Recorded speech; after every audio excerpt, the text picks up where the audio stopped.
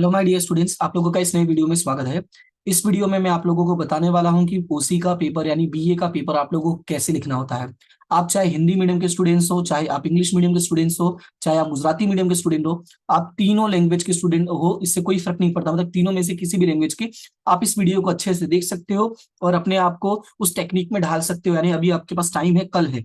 ढालने का मतलब क्या, आप देखो एक दिन में राइटिंग प्रैक्टिस तो होगा नहीं, लेकिन मेंटली अपने आप को प्रिपेयर तो कर सकते हो ना कि हाँ ऐसा होगा तो मैं ऐसे लिखूंगा, ऐसा होगा तो ऐसे लिखूंगा। तो उसके लिए आपको क्या करना पड़ेगा, पूरा वीडियो ध्यान से देखना होगा। मैं आपको पेपर सॉल्यूशन भी दिखा दूंगा, लेकिन उसके पहले मैं कुछ बातें हैं जो आपके साथ में शेयर करना चाहता हूँ, उसको ध्यान से सुनना और उसको अच्छे से माइंड में सेट रखना।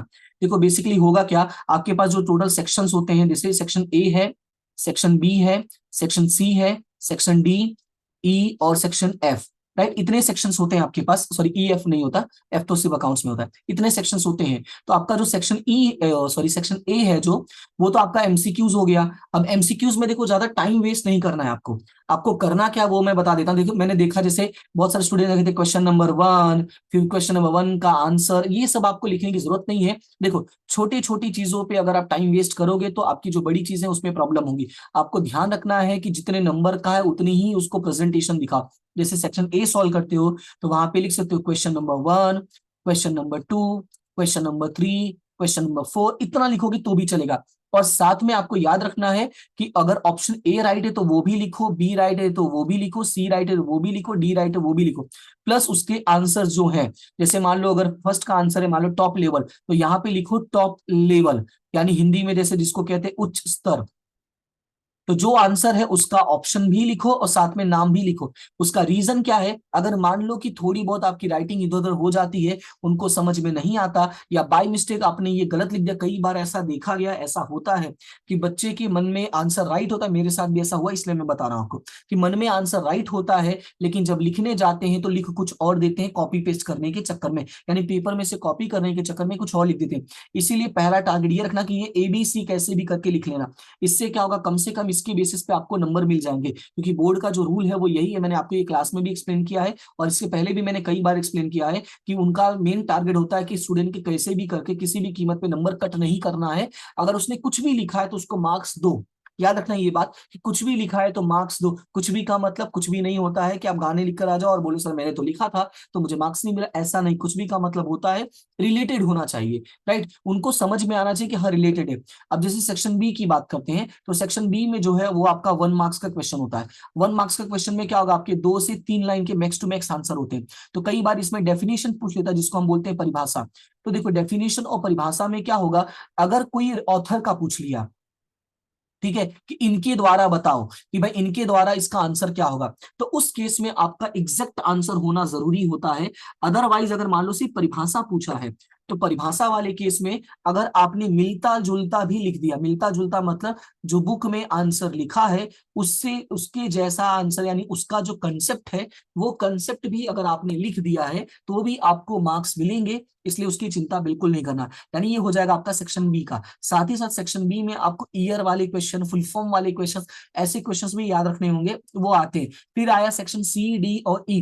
तो सेक्शन सी, डी और ई में एक्सप्लेन करूं उसके पहले कुछ बातें सुन लो। सेक्शन सी जो है वो आपका 2 मार्क्स का होता है। तो 2 मार्क्स में अपने आप को एक लिमिट में रखना। 2 मार्क्स क्या है, आपको मैं सारे लिमिट बता देता हूँ, सारे में क्या रखना है, अपने आप को लिमिट में क्या रखना है वो सुनो। लिमिट में ये रखना है कि जो 2 मार्क्स वाले आंसर हैं इनकी जो मिनिमम होना चाहिए वो 4 to 5 लाइन। मिनिमम का मतलब ऐसा नहीं कि जरूरी नहीं कि हर आंसर का 4 to 5 लाइन में हो। तो कभी कभी 2 से 3 में भी पॉसिबल है कि 2 से 3 लाइन में ही कवर अप हो जाए, तो पॉसिबल है। पर मैक्सिमम जो है वो मैक्सिमम 6 to 7 लाइन होना चाहिए, उससे ज्यादा नहीं होना चाहिए। Minimum 2 3, maximum 6 to 7। अगर आप उससे ज्यादा लिखने की कोशिश करते हो तो सिर्फ और सिर्फ आपका क्या होगा, टाइम वेस्ट होगा। क्योंकि मार्क्स जो है वो आपको कितना मिलने वाला है, 2 ही मिलने वाला है। अगर मान लो किसी टॉपिक में 4 पॉइंट है, तो 4 पॉइंट लिखने जाते हो तो 6 से 7 लाइन हो जाती है। हाँ अगर आप लाइन छोड़ के लिखते हो तो बात अलग है। मतलब इन शॉर्ट आपको ध्यान क्या रखना है कि टाइम मैनेज होना जरूरी है। जैसे कुछ स्टूडेंट्स की आदत होती है, जैसे ये हमारा सप्लीमेंट्री हो गया, ठीक है, तो इधर लिखा फिर एक लाइन छोड़ के इधर लिखा, फिर एक लाइन छोड़ के इधर लिखा। तो भाई ऐसे केस में वो ऐसे काउंट मत कर सर 1 2 3 4 5, सर आपने बोला था 6 से 7 लाइन तो मैंने लिख दिया, ऐसा नहीं। तब आपको 4 पॉइंट लिखने होंगे, तो ये पॉइंट आपके काउंट होते हैं, ये लाइंस ऐसे काउंट नहीं होती है। ठीक है, तो ये याद रखना है। प्लस कोई भी आंसर जो है वो पैराग्राफ में मत लिखना। पैराग्राफ इसलिए बोल रहा हूँ क्योंकि पैराग्राफ का आंसर कोई भी टीचर रीड करने नहीं बैठेगा, क्योंकि उनको एक दिन में जो टारगेट मिलता है वो टारगेट उनको कवर अप करना होता है, नहीं तो बेचारे दिन भर वहीं बैठे रह जाएंगे बिना खाए पिए, बिना हिले डुले। और वो बहुत कहते हैं ना, वो बहुत टॉर्चर फील होता है, एक स्ट्रेस कितना, मतलब कहते हैं ना कि जैसे जेल में बैठे हो और एक मजदूरी दे दी गई, वैसा टाइप का फील होने लगता है, बहुत मेंटल सिचुएशन डाउन होती है। तो कहीं ना कहीं आपका जो प्रेजेंटेशन है वो उनका मोटिवेशन होता है कि मैं प्रेजेंटेशन अच्छा रखूं। प्रेजेंटेशन में क्या रखना है, कभी भी पैराग्राफ में आंसर नहीं लिखो, आप पॉइंट वाइज आंसर लिखो। ठीक है, जैसे कोई पैराग्राफ में कोई आंसर है, मान लो 5 लाइन का है, तो कोशिश करो उसको 2 से 3 पॉइंट्स में कवर अप करो। इससे क्या होगा कि टीचर्स जो है ना वो पॉइंट पे जल्दी फोकस करते हैं, पैराग्राफ में अंदर रीड करने कोई नहीं जाएगा। ठीक है, तो ये याद रखना है आपको सेक्शन सी के लिए। सेक्शन डी और ई के लिए भी सेम याद रखना है। सेक्शन डी का जो मैक्सिमम आंसर होगा वो 1 to 1.5 पेजेस होगा, इससे ज्यादा लिखने की कोशिश नहीं करना। मिनिमम जो आंसर होगा वो थर्ड फोर्थ होगा, मतलब कि हाफ पेज से थोड़ा ज्यादा, हाफ पेज से ज्यादा। ठीक है, पर मैक्सिमम कोशिश करना है 1.5 पेज। अगर 2 पेज भी हो जा रहा है तो उसका घबराने की जरूरत नहीं है, तो भी आपका टाइम मैनेज हो जाएगा, बिकॉज मैंने देखा है टाइम मैनेजेस हो जाते हैं। तो ये आपका मैक्सिमम लिमिट रखना। उसके बाद बचेगा सेक्शन आपका ई। देखो, अगर आपने यहाँ पे इतने टाइम मैनेज कर लिया तो जो बाकी का टाइम बचेगा उसमें आपको ई ही लिखना है, तो इसके लिए आपको लिमिट लगाने की जरूरत नहीं है। जो भी आपको, अगर मान लो 1 आवर बच रहा है, 4 क्वेश्चंस लिखने हैं, तो याद रखना 15-15 मिनट आपको डिवाइड कर देना भाई, 15-15 मिनट में आपको चारों आंसर्स लिखने हैं। यानी वॉच में भी ध्यान देते रहना, टाइम को मैनेज करते रहना कि आपको कौन से सेक्शन में कितना टाइम देना है। ये थोड़ा सा देखते रहना कि सेक्शन ए और बी जल्दी हो जाए 30 मिनट के अंदर, तो बाकी के 2.5 घंटे में आपको बाकी की चीजें कवर करनी है। अब 2.5 घंटे में अगर मान लो ये दोनों सेक्शन में 1.5 घंटे लगे तो बाकी का बचा 1 घंटा। यानी जैसा मैंने कहा 30 मिनट में अगर आपका सेक्शन ए और बी कवर हो जाता है तो बचेंगे 2.5 घंटे। अब उसमें से मान लो 1.5 घंटे आपके लग गए सेक्शन सी और डी में, तो उसके बाद बचेगा 1 घंटा। अब 1 घंटे में ई तो कवर कर ही सकते हो। अगर मान लो ये 1.5 घंटे ना लग के 1 घंटे 45 मिनट लग गया, तो भी तो इधर 45 मिनट बचेगा ना। और 4 क्वेश्चन अगर लिखना है तो 4 क्वेश्चन में आपको 12 से 15 मिनट ईच क्वेश्चन को मिल सकता है। तो इस तरीके से आप कवर अप कर सकते हो टाइम को। क्लियर है इतना? तो ये छोटा सा कुछ पॉइंट मुझे बताना था। अब मैं आपको दिखाता हूँ कि पेपर का जो प्रेजेंटेशन होता है वो कैसे होता है।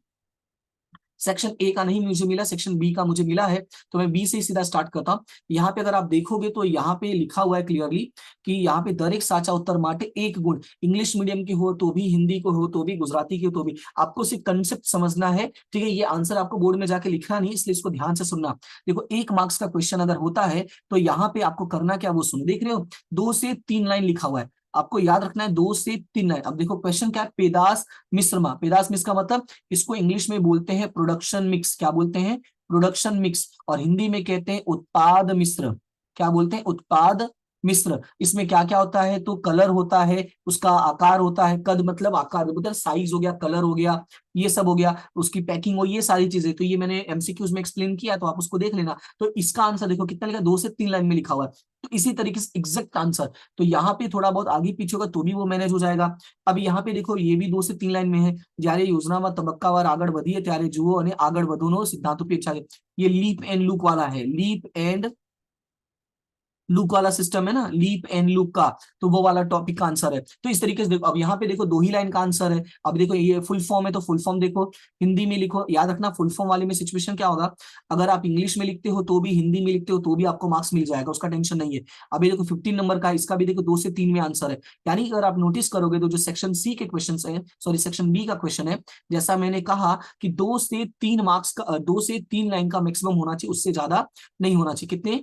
2 से 3, उससे ज्यादा नहीं होना चाहिए। उससे ज्यादा होगा आपका सिर्फ क्या होगा, टाइम वेस्ट होगा। इसलिए याद रखना 2 से 3 लाइन मैक्सिमम। ठीक है, उसके बाद अगर हम बात करते हैं आपका सेक्शन सी का, ठीक है, तो सेक्शन सी की अगर मैं बात करता हूं, तो सेक्शन सी की अगर मैं बात करूं तो सेक्शन सी में खास ध्यान क्या रखना है कि आपके जो है वो 2 मार्क्स के क्वेश्चन से, तो 2 मार्क्स के क्वेश्चन में मैंने पहले तो बोला आपका 2 से 3 लाइन मैक्स होना चाहिए।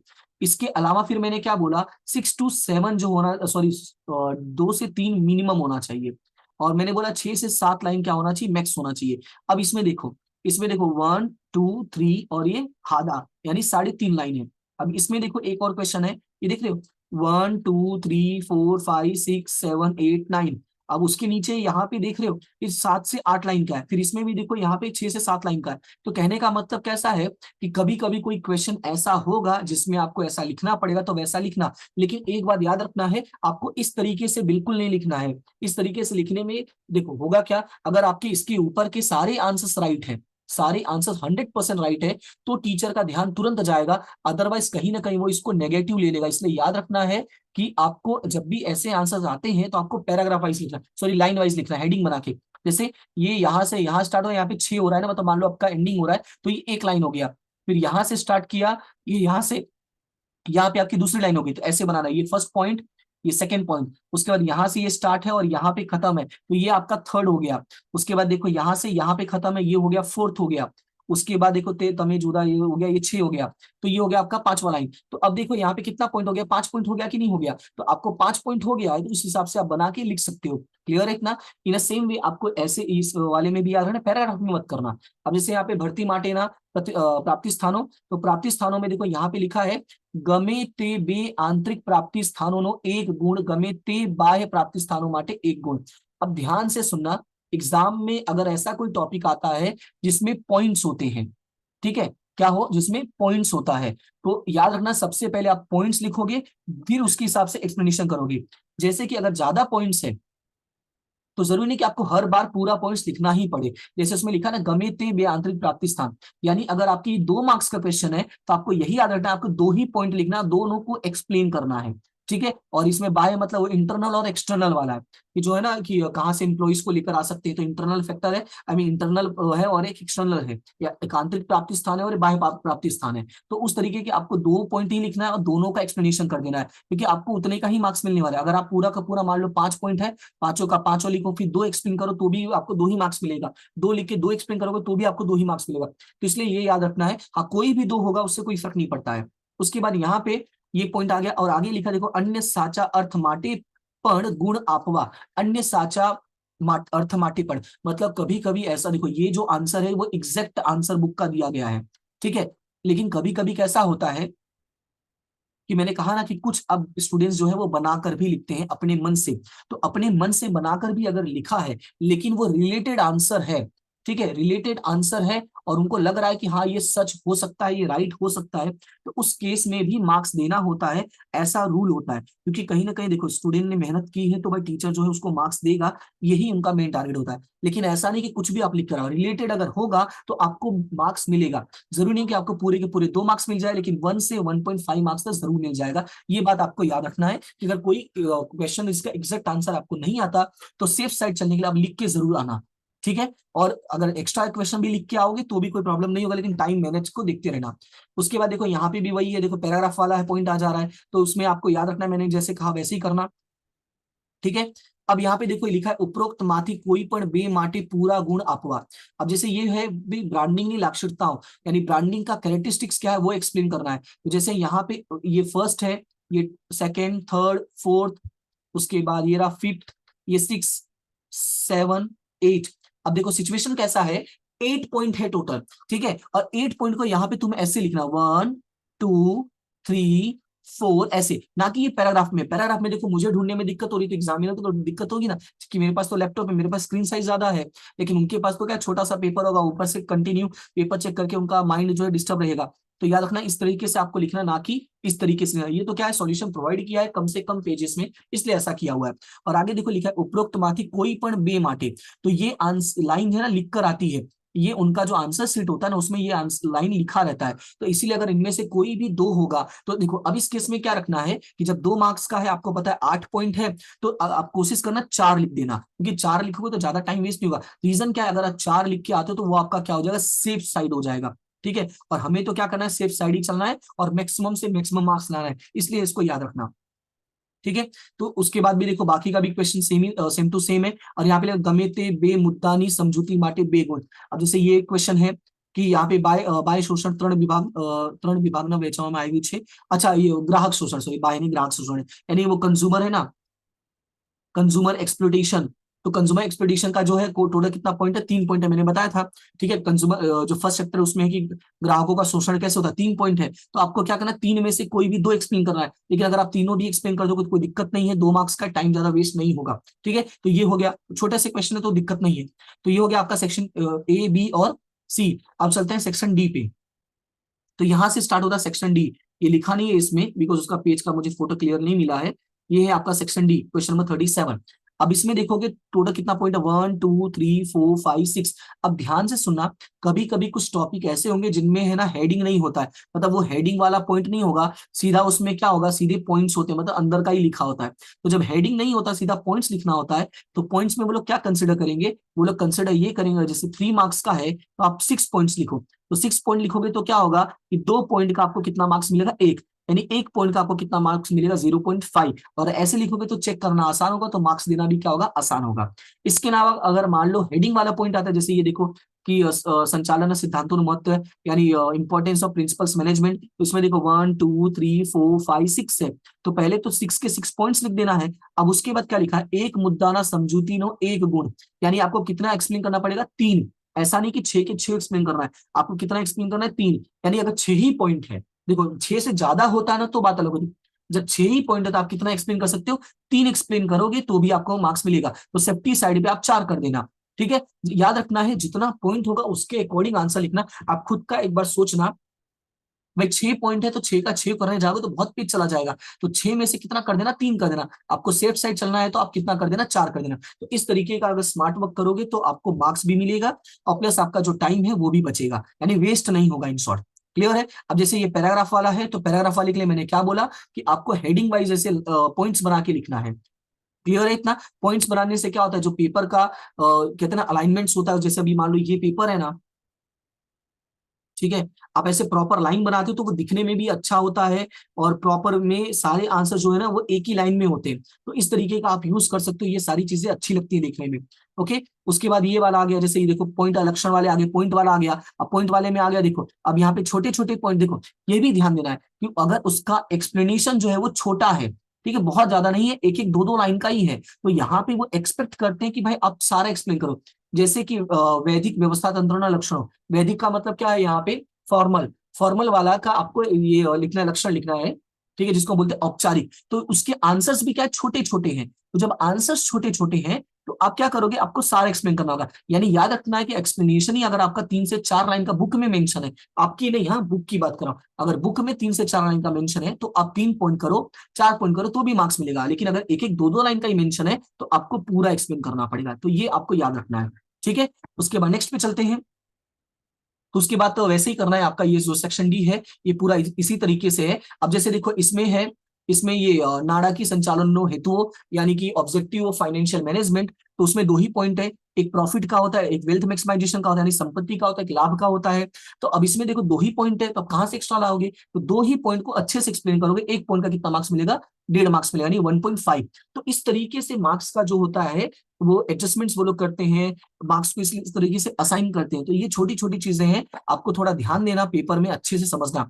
अब जैसे ये आ गया देखो कि यहाँ पे लिखा है मूडी ने असरकर्ता परिबलों, ये कार्यरत मूडी ने मतलब कि वर्किंग कैपिटल को, ठीक है, वर्किंग कैपिटल को इफेक्ट करने वाले पॉइंट्स है। तो इसमें देखो टोटल कितने पॉइंट है, 10 पॉइंट है।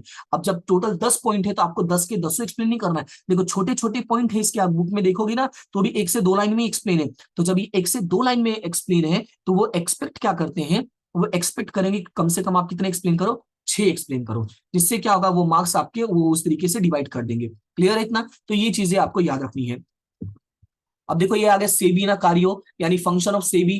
तो फंक्शन ऑफ सेबी में देखोगे तो बुक में टोटल कितने पॉइंट मेंशन है, बुक में टोटल 15 पॉइंट मेंशन है। अब 15 के 15 थोड़ी कोई एक्सप्लेन करेगा, हाँ 15 के 15 लिखना चाहो तो लिख सकते हो, नहीं भी लिख पाते तो कोई दिक्कत नहीं है। तो यहाँ पे लिखा कोई पर 6 मुद्दा ना समझूती ना तरण गुण, आपको क्या करना है कि कम से कम 6 पॉइंट एक्सप्लेन कर देना है। क्लियर है इतना, ये आपको याद रखना, गमे ते 6 वो लिखा ही होता है बुक में, मतलब पेपर में आपको लिखा होगा, अगर ऐसे पॉइंट आएगा, नहीं लिखा है तो भी याद रखना कि आपको अपनी लिमिट समझनी है। ठीक है, ये हो गया। उसके बाद अब यहां से ये भी 3 मार्क्स वाला ही है, तो ये यहाँ पे 6 पॉइंट आपको लिखने पड़ते हैं।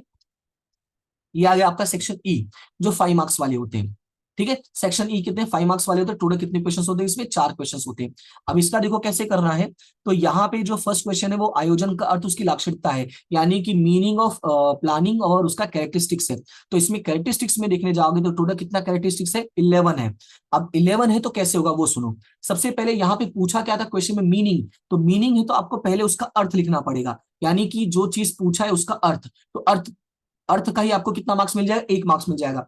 बाकी बचे 4, तो 4 के लिए कितना एक्सप्लेन कर सकते हो, 8 मैक्सिमम एक्सप्लेन कर सकते हो। इसमें देखो 11 पॉइंट है, तो यहाँ पे देख लिखो है अर्थ नो एक गुण देना है, तेमज कोई पण साची 8, देखो लिखा है ना, ये मैंने ज्यादा ही कलर कर दिया, ये देखो दिखा ना, कोई पण 8 जीरो दिख रहा है कि नहीं, कोई पण 8 लाक्षणिकतानी समझूतीना 4 गुण आपवा। यानी कि जब ऐसे 10-12 पॉइंट है और 5 मार्क्स का है तो आपको थोड़ा सा सेफ साइड चलना पड़ेगा, और कम से कम कितने पॉइंट एक्सप्लेन करने हैं, 8 पॉइंट, तब जाके आपको कितने मार्क्स मिलेंगे, उसके 4 और मीनिंग का 1 मार्क्स मिलेगा। क्लियर है। अब ये अगला है कि कर्मचारी व्यवस्था महत्व।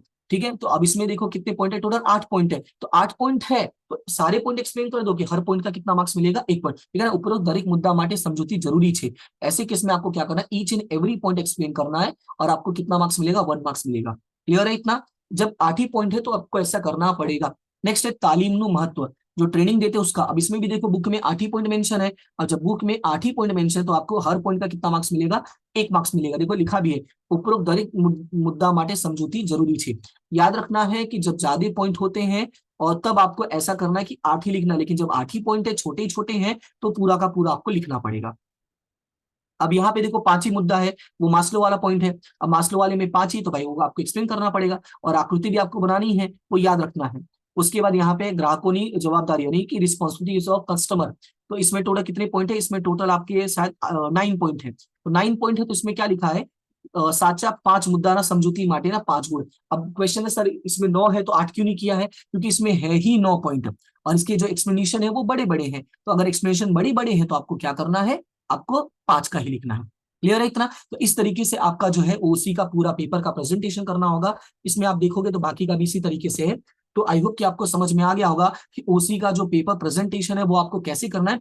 याद रखना है, जो मार्किंग सिस्टम मैंने बताया, यहाँ पे जो मैंने स्टार्टिंग में एक्सप्लेन किया, यही मेन आपका पॉइंट था। ये तो मैंने सिर्फ कहते हैं ना प्रूफ के लिए आपको दिखा दिया कि आपको क्या और कैसे करना है। आई होप कि आपको समझ में आ गया होगा। समझ में आ गया हो तो जो आज दिन भर में चिल्लाया हूँ, कल से चिल्ला ही रहा हूँ, थोड़ा सा रिस्पॉन्स देना, कमेंट कर सकते हो, वीडियो को शेयर कर सकते हो, लाइक कर सकते हो, करना हो तो करो, नहीं तो कोई प्रॉब्लम नहीं है मुझे। मैं ये एक्सपेक्ट करूंगा, मतलब कहते हैं ना कि मन में मैं ये एक्सेप्ट कर लूंगा कि ठीक है कोई इशू नहीं है, लेकिन एक उम्मीद है, नहीं भी है इसलिए भी है इसलिए कि भाई इतने दिन से मैं कर रहा हूं, तो उम्मीद है कि समझोगे इमोशंस को। और इसलिए भी नहीं है कि कई बार ऐसा होता है कि हम वीडियोस देखते हैं लेकिन हमारे माइंड में ये सारी चीजें उस टाइम पे नहीं आती कि चलो ये सारी चीजें कर दे। लेकिन अगर आपको लगता है तो आप कमेंट करके अपना व्यू जरूर बताना कि जो ये सारी चीजें हैं वो आपके लिए हेल्पफुल है कि नहीं है, सो दैट जो अदर स्टूडेंट्स हो उनको हेल्पफुल हो। क्योंकि वो लोग देखेंगे कमेंट नहीं है तो उनके माइंड में क्या आता है, हम भी देखते हैं, मैं भी वीडियोस देखता हूँ, कमेंट नहीं अच्छा दिखता है तो, या नहीं दिखता है तो हमें लगता है कि ठीक है यार रहने दे, तो दूसरा सर्च करते हैं। तो इस तरीके के व्यूज होते हैं माइंड में, तो इसलिए इस चीज को शेयर जरूर करना। बाकी जो भी हो डाउट हो, जो भी प्रॉब्लम हो, आप शेयर कर सकते हो, जो भी अच्छा बुरा जो भी होगा, मैं सारी चीजें एक्सेप्ट करने के लिए रेडी रहता हूँ। ओके, फिलहाल अभी के लिए इतना ही, मिलते हैं नेक्स्ट क्लास में, तब तक के लिए thank you so much and have a good day and all the best, all the best for your paper.